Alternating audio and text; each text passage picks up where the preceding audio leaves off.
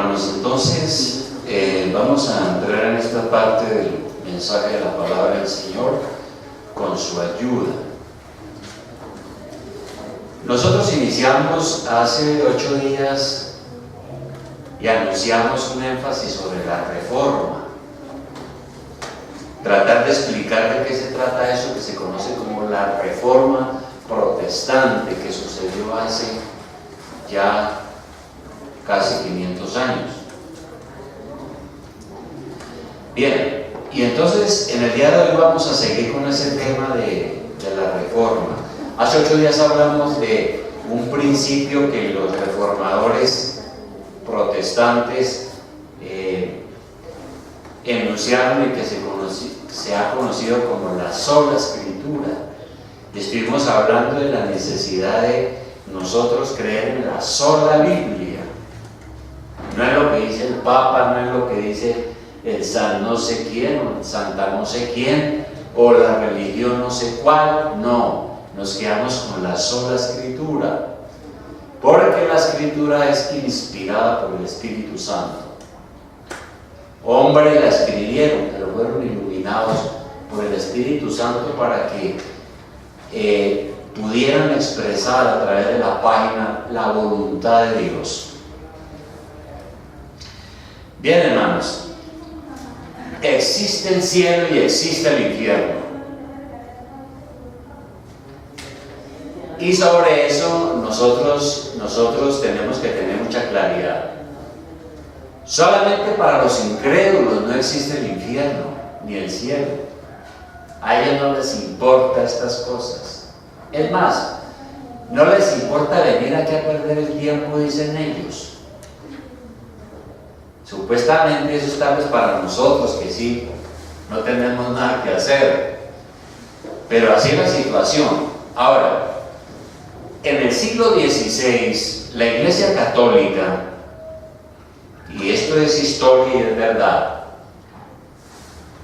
la Iglesia Católica venía enseñando que para obtener la salvación uno tiene que someterse a un complejo sistema de sacramentos.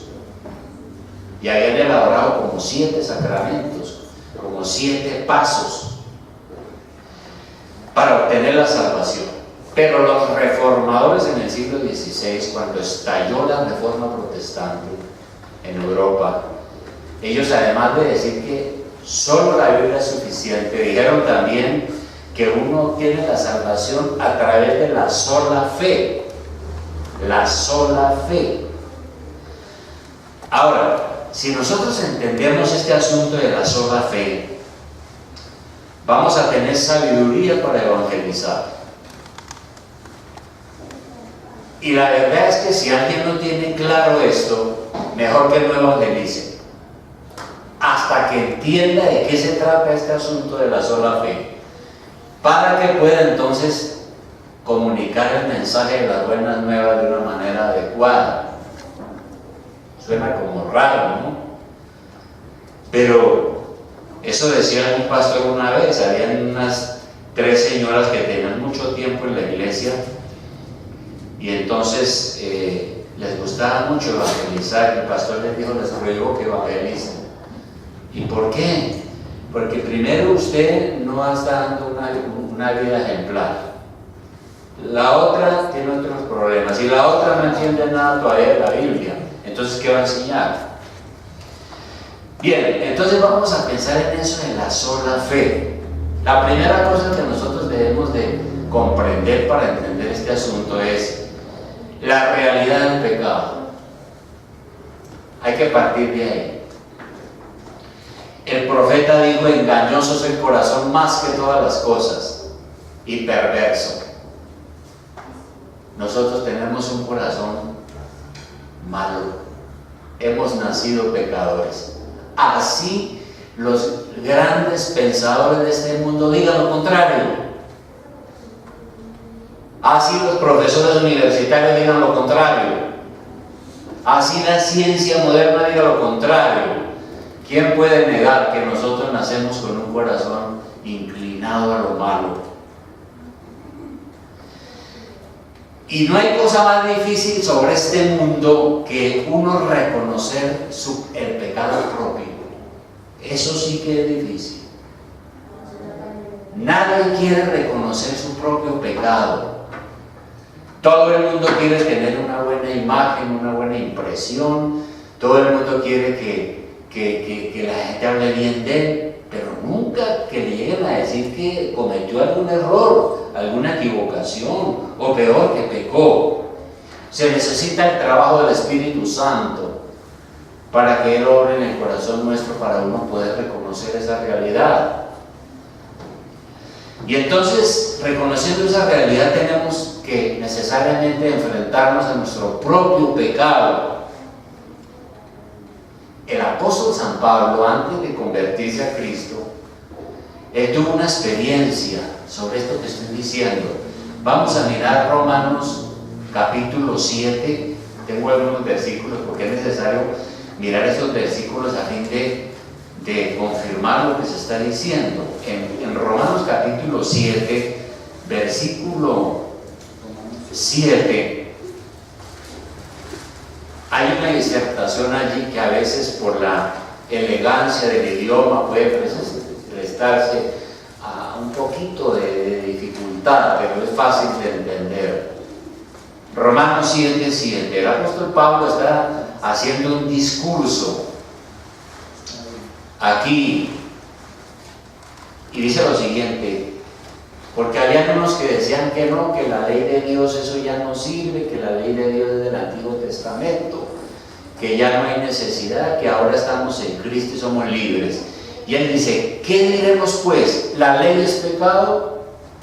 En ninguna manera.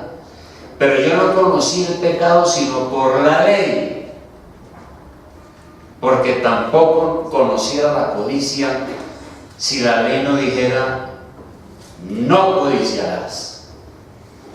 ¿Y qué fue lo que quiso decir el apóstol Pablo?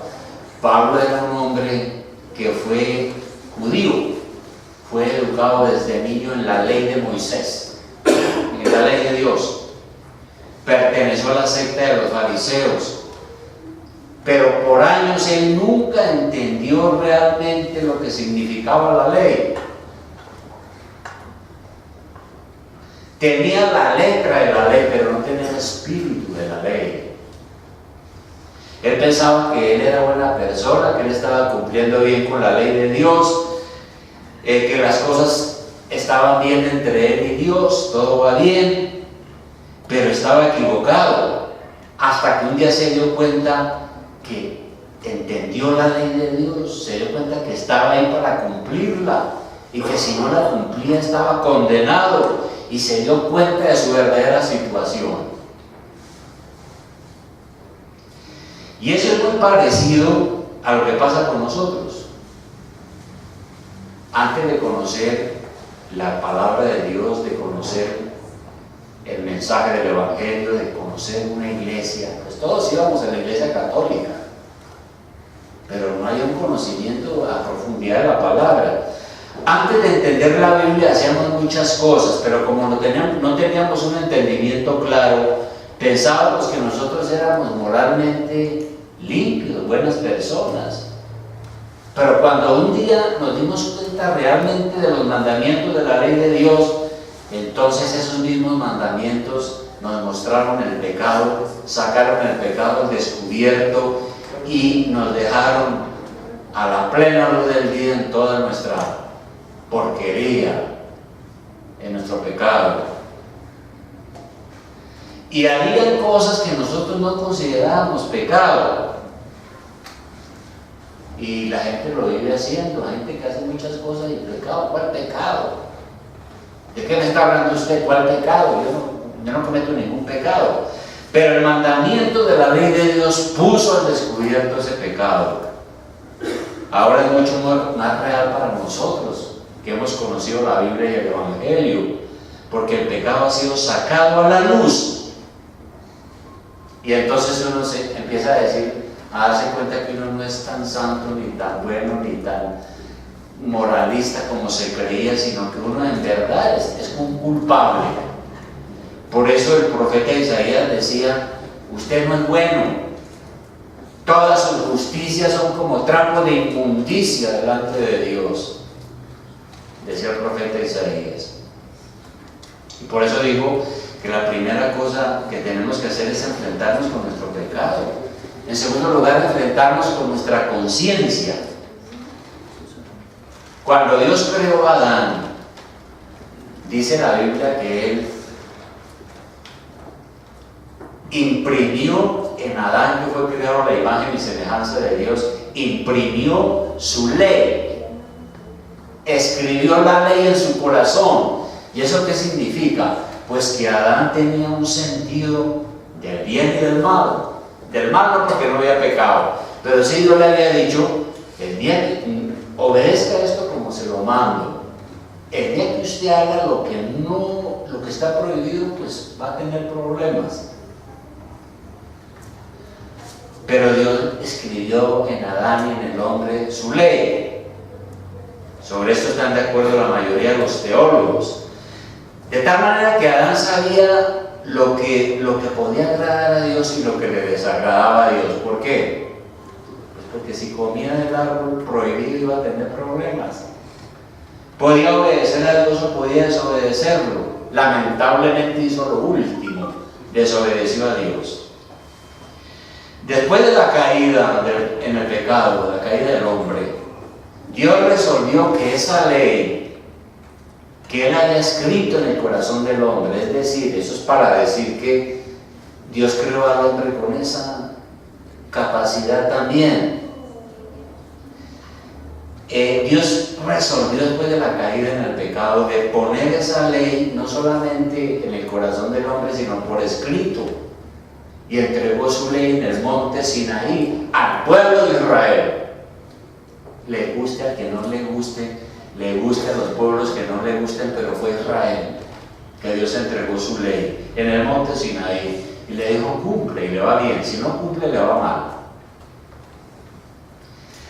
Y esa ley de Dios quedó doblemente escrita, quedó grabada en el corazón, en el alma del hombre, no solo como una condición inherente a su naturaleza, sino que también esa ley quedó como una norma escrita, objetiva.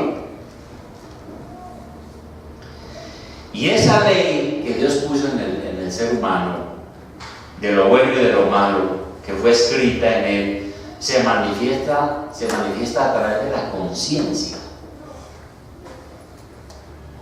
Por eso es que el apóstol Pablo hace una discusión. Él dice: ¿qué hacemos con un indígena que vive por allá en la mitad del Amazonas y nunca ha oído el Evangelio? ¿Se va para el infierno? ¿Se condena? Pablo respondió a eso en Romanos capítulo 2, versículo 14. Romanos capítulo 2, versículo 14. ¿Qué hacemos con los que nunca han oído el Evangelio, nunca han sabido de Cristo, nunca han sabido de Dios y se mueren? ¿Qué pasa con ellos? Aquí en Romanos capítulo 2, 14, miren lo que dice el apóstol Pablo. Dice: porque cuando los gentiles, ¿quiénes son los gentiles? Los que no son judíos, de todo pueblo, lengua y nación. Porque cuando los gentiles que no tienen ley escrita, hacen por naturaleza lo que es de la ley, estos, aunque no tengan ley, son ley para sí mismos, mostrando la obra de la ley escrita en sus corazones, dando testimonio en su conciencia y acusándolos o defendiéndolos sus razonamientos. Entonces, a los gentiles Dios les ha dado una conciencia moral. Nosotros tenemos la facultad de hacer juicios morales sobre nosotros mismos. Nuestras conciencias nos ayudan a distinguir lo que es bueno y lo que es malo. La conciencia nos ayuda a aplaudir lo que es bueno y a condenar lo que es malo. Y por eso el apóstol dice que a través de esa conciencia, la gente que aún no ha conocido el Evangelio, ellos saben que hay algunas cosas que son incorrectas. Las tribus tienen sus propios códigos también éticos, aunque no tienen a Cristo. Sus conciencias les decían entonces que eran pecadores y que estaban condenados por hacer lo malo. Entonces nosotros también tenemos esa conciencia y tenemos que enfrentarnos con nuestra conciencia. ¿Y qué nos dice nuestra conciencia? Pues si uno va a matar a otro, la conciencia, por más, tiene que ser un salvaje o un hombre sin ningún razonamiento para no saber que eso está mal hecho, que acaba de matar a un semejante.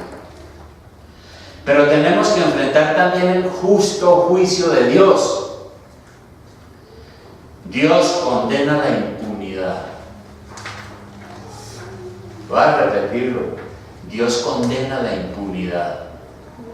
Dios no es Papá Noel, que abraza a todos y como los amo. Yo quiero que todos tengan harta plata, buena salud y todos pasen por este mundo cantando y gozando. Sí, claro, Dios tiene bendiciones, pero tenemos un problema, el pecado. Y Dios nos ama la impunidad. El profeta Nahum, ¿dónde está Nahum? El profeta Nahum, en el capítulo 1, versículo 3, miren lo que dice. Para los que dicen que no, que Dios es amor, ¿no? Dios es amor, amor, amor, amor. Sí, yo creo que Dios es amor, claro, pero Dios también es justo. Y Él castiga el pecado. Aquí Nahum en el capítulo 1, versículo 3, ¿qué dice? Nahum 1:3. Eso está un poco antes de comenzar el Nuevo Testamento, antes de Habacuc, Zacarías. Ahí está Nahum, capítulo 1:3. Mire lo que dice el profeta, dice: Jehová es tardo para la ira y grande en poder. Eso sí, Dios es tardo para la ira, paciente, y no tendrá por inocente al culpable. Dios no tiene por inocente al culpable, dice la Escritura. Dios no pasa por encima de su justicia. Siendo nosotros pecadores, siendo nosotros criminales, siendo nosotros violadores de su ley, estando condenados ante la justicia divina, Dios hizo algo para sacarnos de esa situación y evitarnos la muerte. ¿Qué hizo? Sacrificó a su Hijo en la cruz para que Él pagara el castigo que usted merece. Por eso Él no ama la impunidad y castiga el pecado. Así le tocó hacerlo en la vida de su propio Hijo para que usted pueda recibir el perdón. Y en segundo lugar, entonces, habiendo explicado este tema de la realidad del pecado, hablamos entonces de la justificación, la doctrina de la justificación. ¿Y en qué consiste esa justificación? Que estando usted condenado a muerte por la ley de Dios. Y esto no son historietas, esto no son ideas por ahí que se las inventó uno para asustar a la gente. Crea usted o no crea la palabra de Dios, Dios, el creador del cielo y de la tierra, dice que si usted no tiene un Salvador, usted está condenado a muerte, y que si muere sin ese Salvador va al infierno, y el infierno existe. Y entonces los teólogos dicen que la justicia de Cristo nos ha sido imputada. Eso es un término teológico, pero vamos a tratar de explicarlo. ¿Qué quiere decir eso? Que la justicia de Cristo me fue imputada. En palabras sencillas significa decir que Dios castigó a su Hijo para salvarlo a usted. Que todo lo que Jesucristo hizo, Dios me lo abona a mí, me lo aplica a mí. Soy beneficiario de lo que Cristo ha hecho por mí. Y por eso en 2 Corintios capítulo 5, 21, ¿qué encontramos? 2 Corintios 5, 21.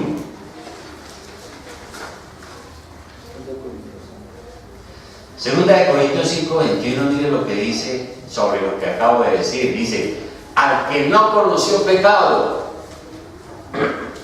Jesucristo nunca conoció pecado. Fue Dios y fue hombre, el único.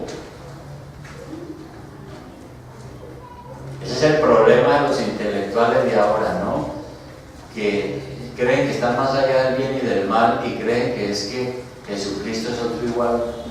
No, Él es Dios, el creador del cielo y de la tierra. Dice, al que no conoció pecado, por nosotros lo hizo pecado, para que nosotros fuésemos hechos justicia de Dios en Él.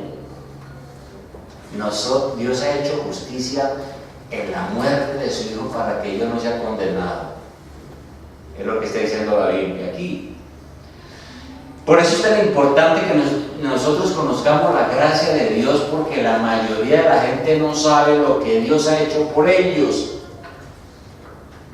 La gente no sabe lo que Dios ha hecho por ellos. Puede que haya aprendido algo de esto, pero no tiene la fe ni eso realmente tiene un efecto en la vida personal. Por ejemplo, su conciencia les dice que son culpables, pero no buscan a Dios de una manera adecuada.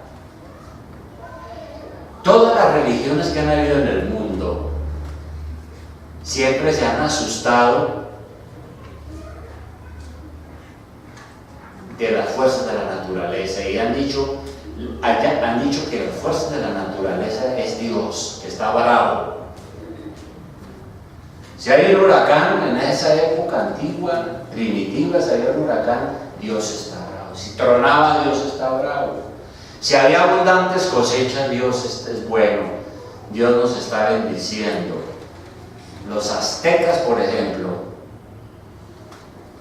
cuando les iba mal en las cosechas, empezaban a sacrificar seres humanos para intentar agradar a Dios, para apaciguar a Dios, para que se calmara.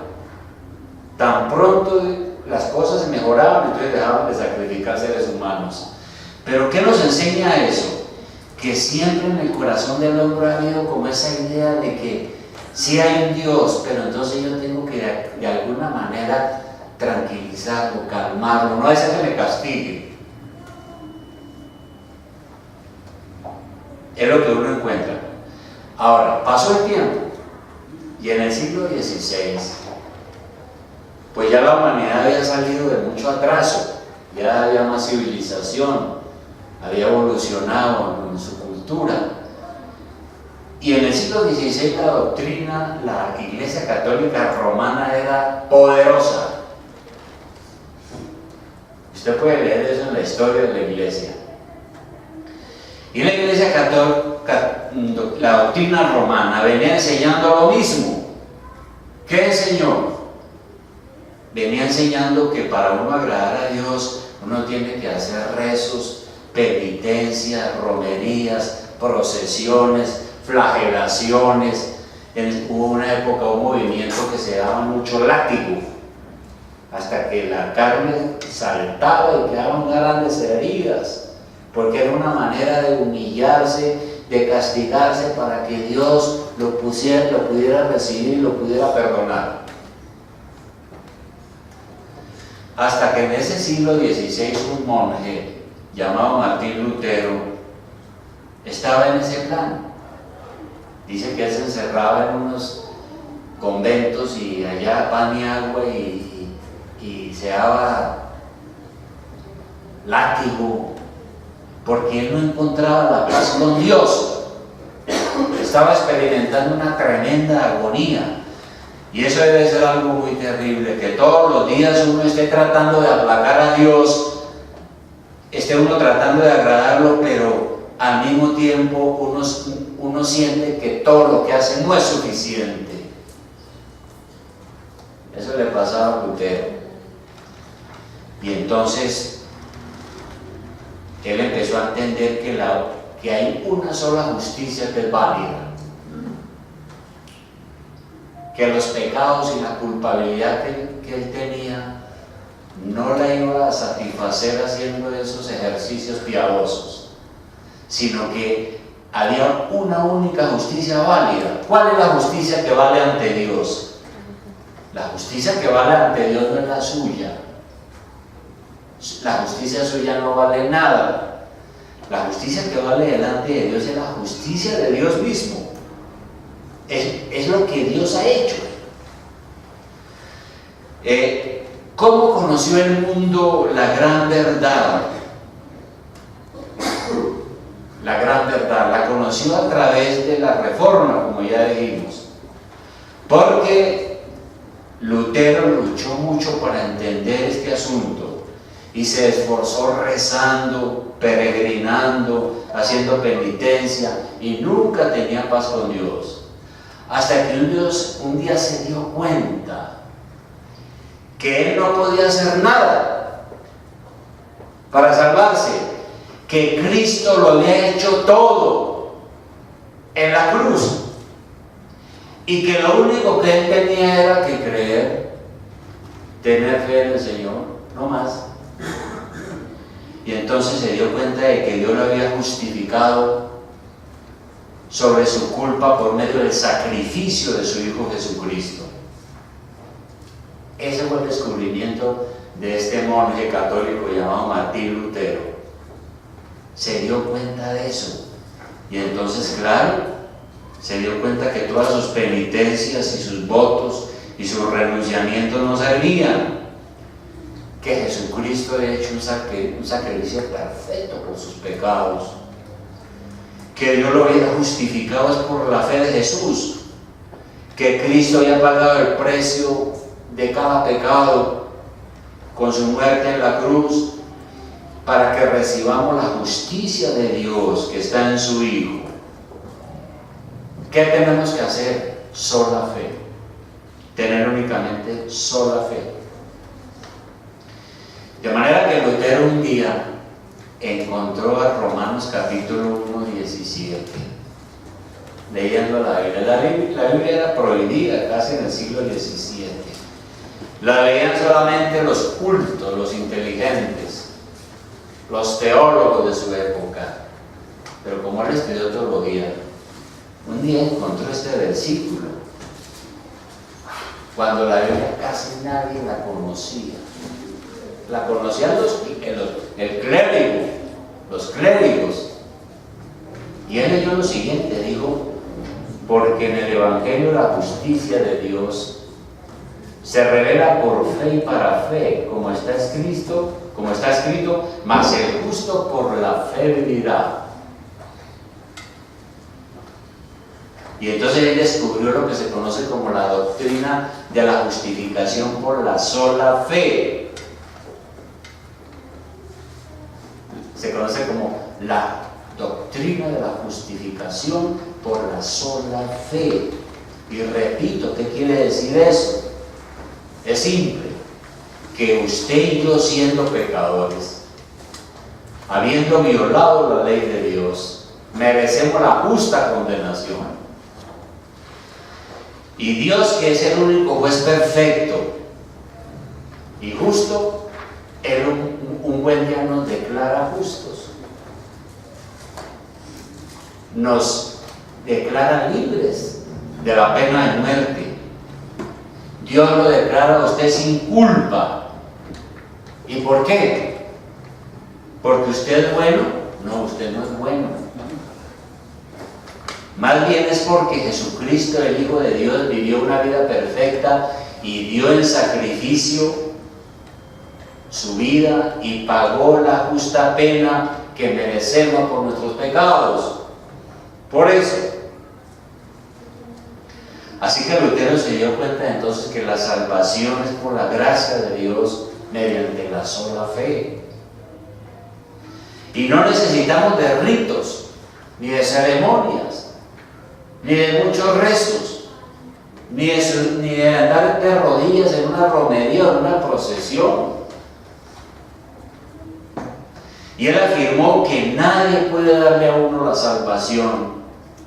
Nadie puede ganar la salvación por sus propios méritos o por su propio esfuerzo, porque la salvación la ganó Cristo en la cruz. Cristo ganó la salvación en la cruz, y lo único que uno tiene que hacer es recibir gratuitamente esa salvación por medio de la sola fe. Entonces, todo verdadero cristiano debe afirmar con Lutero y decir que la justificación es por la sola fe, es por el sacrificio de Cristo. Por ese sacrificio Dios ahora lo ha declarado a usted libre, lo ha perdonado y lo ha reconciliado, no por sus propios méritos, no por nuestra propia justicia, porque eso es completamente imposible. Entonces la doctrina católica romana durante muchos siglos venía enseñando que para alcanzar la salvación uno tiene que acumular muchos méritos, hacer muchas obras de caridad, vivir una vida perfecta, pero eso es imposible, eso no es real. Nadie ha podido vivir esa vida, solo Jesucristo. Nosotros somos por naturaleza pecadores, solo Dios nos declara justos, aunque somos pecadores. ¡Qué paradoja! ¿Cuándo Dios hace eso? ¿Cuándo Dios nos declara justos? Cuando creemos solamente en Jesucristo, porque Él fue el que vivió una vida perfecta que nosotros no hemos podido vivir, y su perfecta justicia y sus sacrificios para nosotros. Dios nos recibe no con base en nuestra justicia, porque nuestra justicia es imperfecta. Dios nos recibe por medio de la justicia perfecta de Cristo.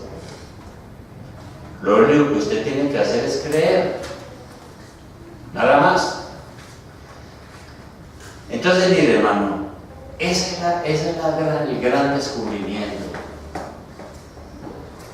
Alguna vez Lutero estaba en ayuno y apañado en un calabozo de un convento, purgando sus pecados y orando y ayunando, y había pasado tanto tiempo sin comer que no se volvió a oír nada de él y se pensó que estaba muerto. Rompieron la puerta y no, él estaba vivo todavía, pero ya casi agonizante. ¿Por qué? Porque él decía: yo busco agradar a Dios, yo hago todo lo que la Iglesia Católica me manda, pero yo no tengo paz. Hasta que descubrió esta doctrina.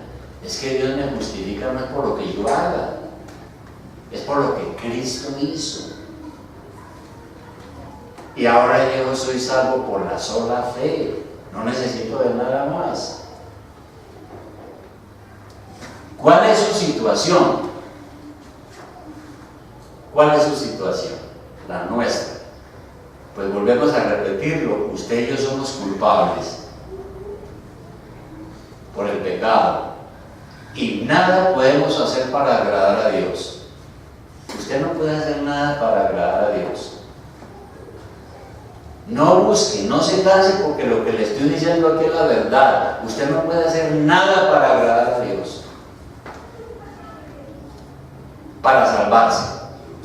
Por más que usted intente ser justo delante de Dios, no lo va a lograr, porque la justicia que usted practica no sirve, está contaminado por el pecado. La justicia que usted practica es defectuosa. Dios acepta la justicia de Cristo en la cruz. Esa. Si usted quiere recibir el perdón de Dios, no tiene que mirarse a usted mismo, tienes que correr a mirar a Cristo. Pero si usted cree entonces en Jesucristo, Dios lo declara a usted inocente, lo declara justo. ¿Cómo así? Sí, lo declara justo, por la sola fe. Como aquel criminal que está sentenciado a pena de muerte y de repente es declarado justo por un juez, porque otro ya murió en su lugar y pagó el castigo. Y eso es lo que Cristo ha hecho por nosotros, pagó el castigo. De manera, hermanos, que como muy fácil, bueno, no tan fácil, al Hijo de Dios le costó su sacrificio en la cruz del Calvario. Usted entonces debe de arrepentirse y acogerse a lo que Cristo hizo por usted para poder salvarse. No hay otra manera. No hay otro. No es a través de rezos, de oraciones, de asistir a misa, de asistir al culto, de leer mucho la Biblia. No, es a través de lo que Cristo hizo por usted en la cruz. Entonces, esa es una pregunta que nosotros siempre tenemos que hacer, sobre todo a las personas que están conociendo. Tenemos que decirles: acuda a Cristo. ¿Cuándo va a hacerlo?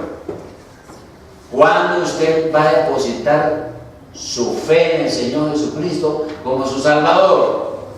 ¿Cuándo? Puede hacerlo ahora mismo. ¿Qué impide? Y entonces tenemos a personas por ahí diciendo: no, pues eso es muy interesante. Yo estoy allá en la iglesia. No, pues sí, muy interesante, ¿no? Pues, figúrese que uno puede no ir al infierno porque es que con la sola fe no hay que pagar nada. Sí, no hay que pagar nada, porque es que el precio lo pagó Dios sacrificando a su Hijo en la cruz. Y por eso, hermano, entonces la pregunta sería: ¿usted es un creyente que confía en su salvación por la sola fe en Jesucristo?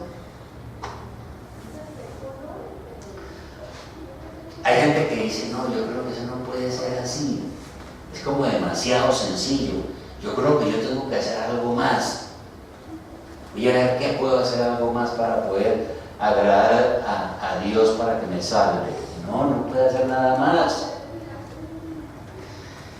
Si usted es un creyente que cree por la sola fe en Jesucristo, usted tiene el cielo asegurado, no necesita de nada más, porque Él es su Salvador. Él murió en la cruz por usted. Él tomó el lugar que usted debería tener allá en la cruz. Por eso yo siempre digo: el que debía estar clavado en la cruz era usted, no Jesús, porque Jesús nunca cometió pecado. Sin embargo, Él quiso ocupar su lugar, el lugar del condenado, y morir por usted. Y por eso digo que si creemos en el Señor como nuestro Salvador y nuestra justicia, el cielo está asegurado. De ahora en adelante, en agradecimiento por su salvación, si esa es la realidad suya, usted tiene que agradar a Dios, pero ya no buscando la salvación, porque ya Dios se la dio. Si usted creyó en Él, usted lo que tiene que ahora es permanecer en esa justificación y vivir en santidad. Claro, yo no puedo decir: no, pues muy fácil, el pastor me dijo que yo tuviera fe, y yo tuve fe y soy salvo, voy para el cielo. Amén, sí, voy para el cielo. Pero usted tiene que vivir una vida de ahora en adelante, una vida conforme a la palabra, no para salvarse, sino para crecer, madurar, aumentar en santidad y realmente obedecer a Dios. Entonces, ¿cuál es su situación? La suya, personal. Tenemos que pensar en eso, hermano. Y por eso yo inicié diciendo que si uno no tiene claro eso, ¿de qué va a hablar? ¿A quién le va a hablar? Si no tiene claro eso, de que somos salvos por la sola fe en Jesucristo, como nuestro sustituto, nuestro único Salvador personal. ¿En quién está usted depositando su fe? Vamos a orar.